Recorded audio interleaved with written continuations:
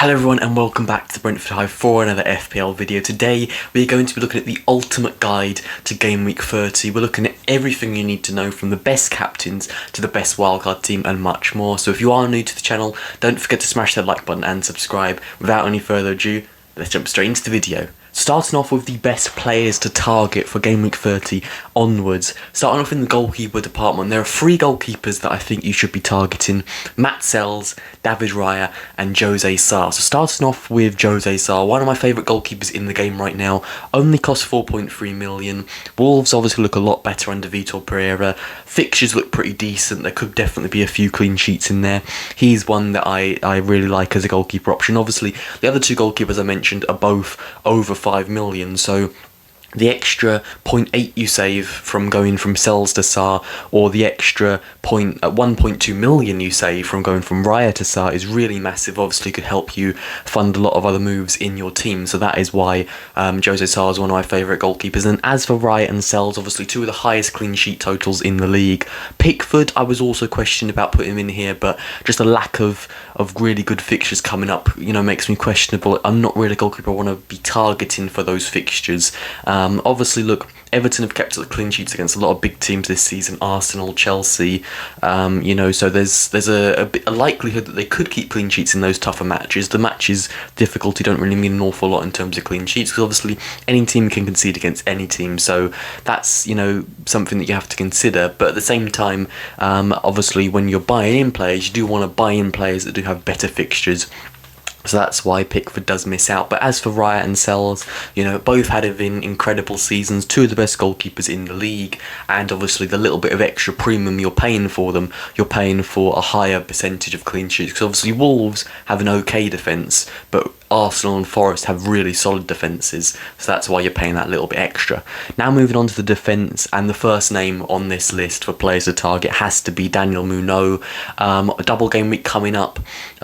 Even in single game weeks, he can still get lots of hauls. He's scoring lots of goals. He's getting, in good positions. He's always very attacking, and he's a very good player. Crystal Palace are keeping more clean sheets recently as well, so that's obviously very important. And the goals that he's scoring, the assists, the positions he's getting into are really important, so definitely one of the best defenders in the game right now. And obviously because of his blank game week in 29, a lot of people, including myself, didn't bring him in a little bit earlier than we probably would have done if it wasn't for the blank game week, and missed out on a lot of points. So if you are someone who already owns Munoz and own him and have owned him for the last 3-5 game weeks, congratulations to you, because you're doing a great job. And definitely, if you don't own him, definitely someone to target and look to bring in for this game week. There's not many defenders out there that I love to bring in this game week. Like, if you're looking at defenders, just like if you're not on a wild card, if you're in a position where you could roll the transfer or you could make a move, the only real defenders I'd be looking to make a move to bring in instead of rolling would be someone like Daniel Munoz or the next player,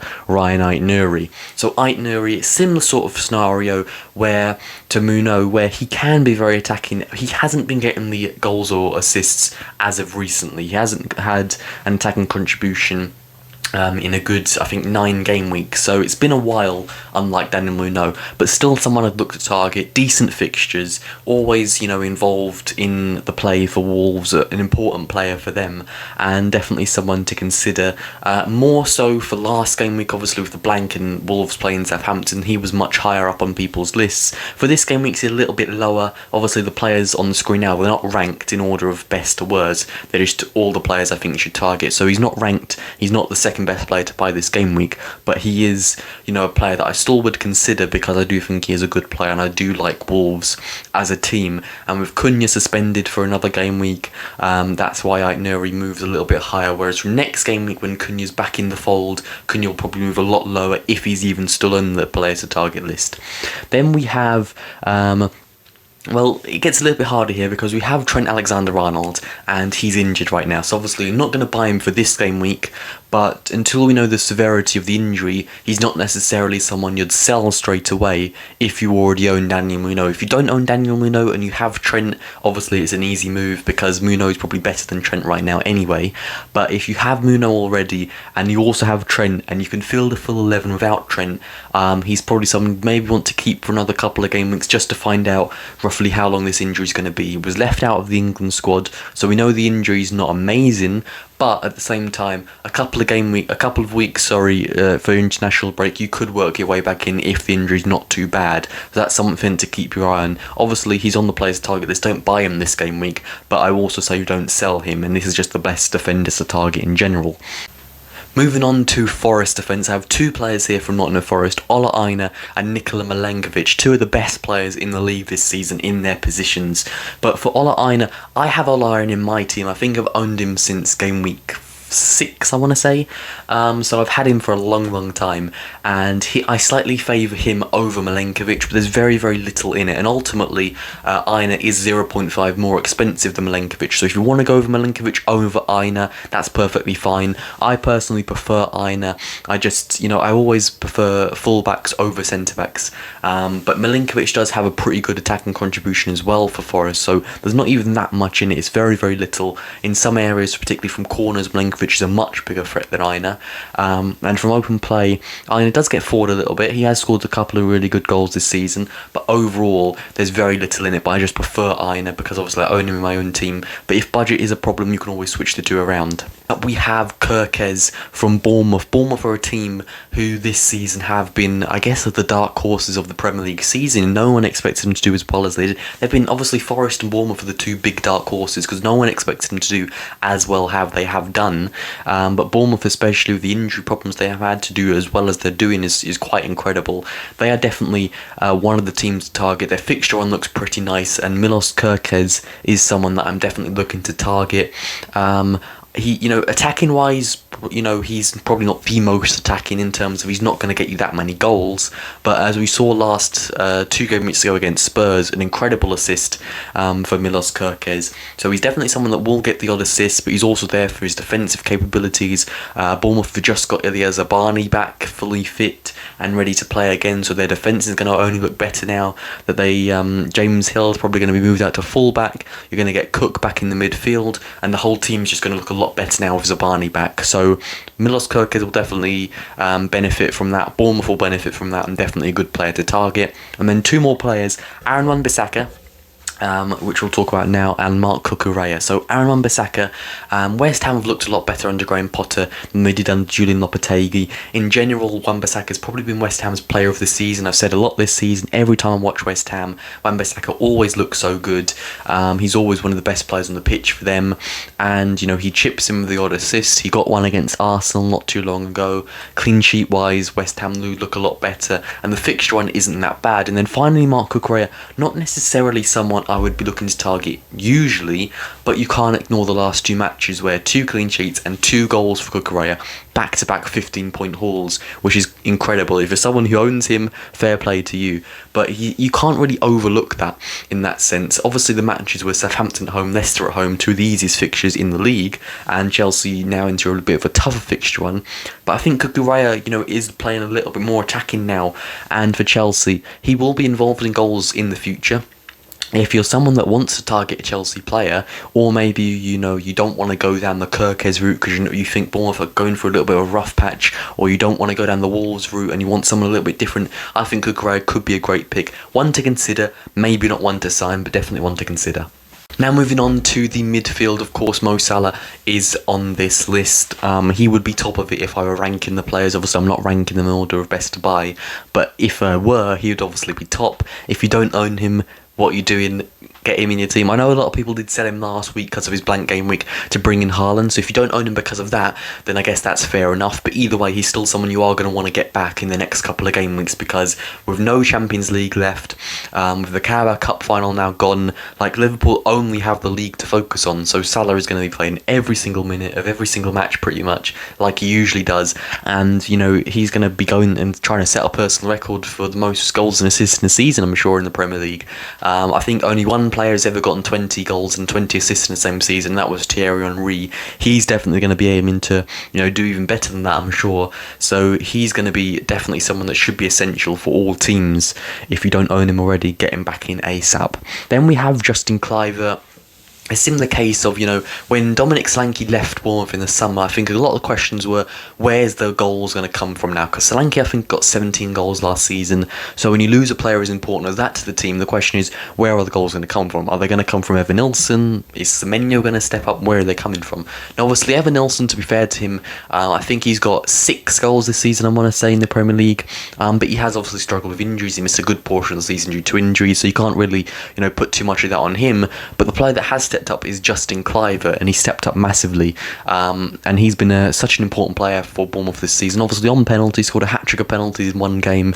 But other than that, his open play goals are also really important. He's in great form, and another player that definitely you should be looking to target, because he's a player that has good fixtures, good form. There's not much more you could ask for.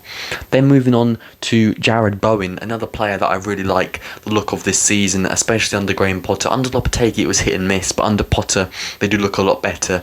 And Jared Bowen in general, across the last 3 seasons, been one of West Ham's best players, most important players, always steps up when they need him to, and he's always that slow burner in FPL. He doesn't really get spoken about enough in FPL, because he's never usually amongst the top 5 or 6 goal scorers in the league as you get into the latter stages of the season, so he doesn't really get the plaudits that he maybe deserves from FPL managers. But definitely someone to consider, because West Ham's fixtures don't look too bad. And again, if you're someone who's maybe looking to sell Cole Palmer, or you're looking to sell a Brian Mbeumo who's been in poor form recently, understandable, you could go to a Jared Bowen, and it could be a nice move that gets in a nice lower owned player and could help you move up the ranks this season. So definitely a player to consider.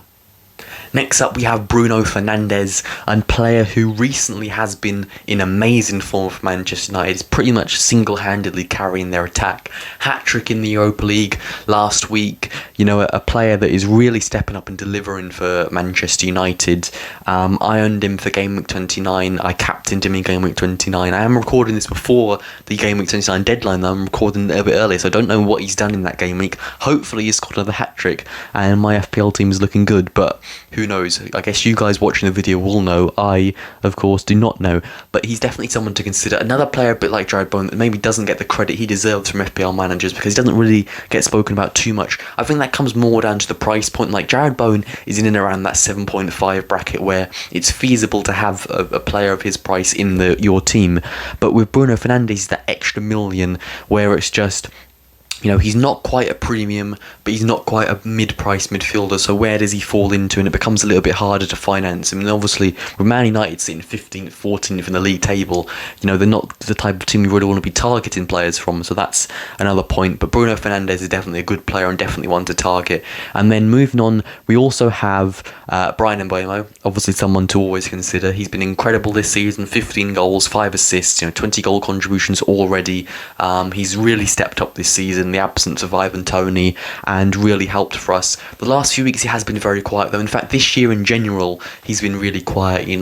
Maybe it's to do with the fact he's been linked away to a few clubs. Maybe it's the fact that when you come up against teams, they stick a couple of extra men on him, something like that. But either way, he has been a lot quieter recently. So if you don't already own him, I probably wouldn't be bringing him in. But if you do own him, I'd obviously still keep him, because he is still going to continue getting goals and assists. But he's not someone that I'd consider captaining for any game week anymore, because he's kind of dropped off a little bit. And then final player for the midfielders, Cole Palmer.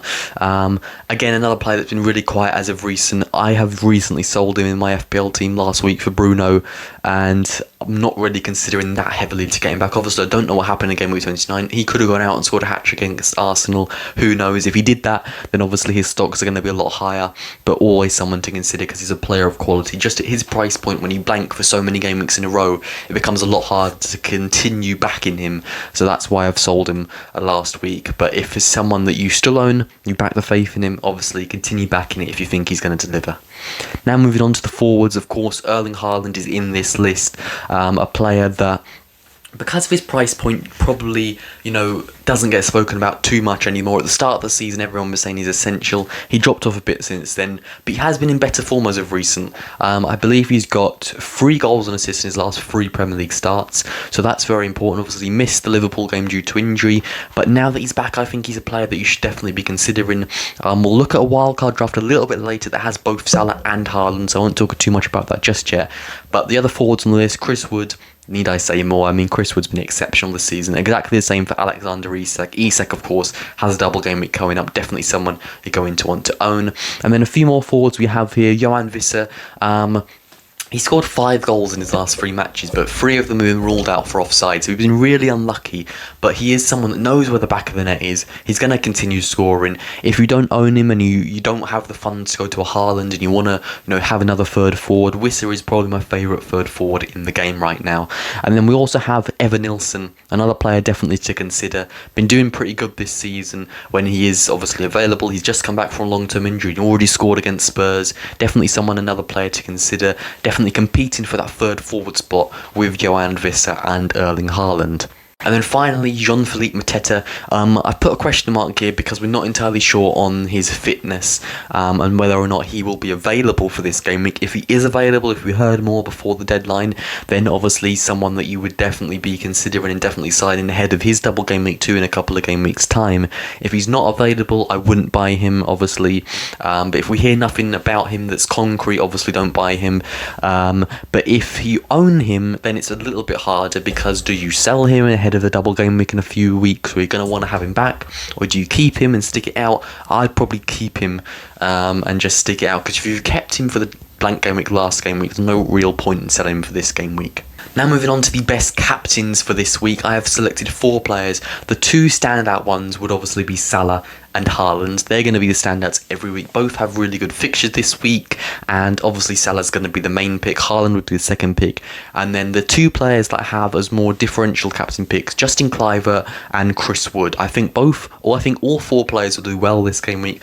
That's the order I put them in though. Salah is obviously the best captain. Haaland is the second best. Third best would be Chris Wood, and then fourth best, Justin Kluivert. I think it depends on your rank really, which one you go for. If you have a bad rank and you want to boost up the table, then you're probably going to want to go with a little bit spicier pick, someone like Kluivert or a Wood that can really surprise you. But otherwise, I don't see a reason to back against Salah this season. He's just too good, and he delivers pretty much every single week. It's just pointless backing against him, I'll be honest. And now we have the best wildcard team for Game Week 30 onwards. Even if you're not on a wildcard, these are just the best players I'd say to target for the next 3 to 5 game weeks. In goal, we've got Jose Sarr. I spoke about him at the start of the video. 4.3 mil, decent fixtures, decent form for Wolves. I really like him as a pick. Then moving on to the back 3, we have Kirkez, Aina, and we also have Daniel Munoz. Again, I spoke about all 3 of those players individually earlier. Those are my 3 favourites for this week.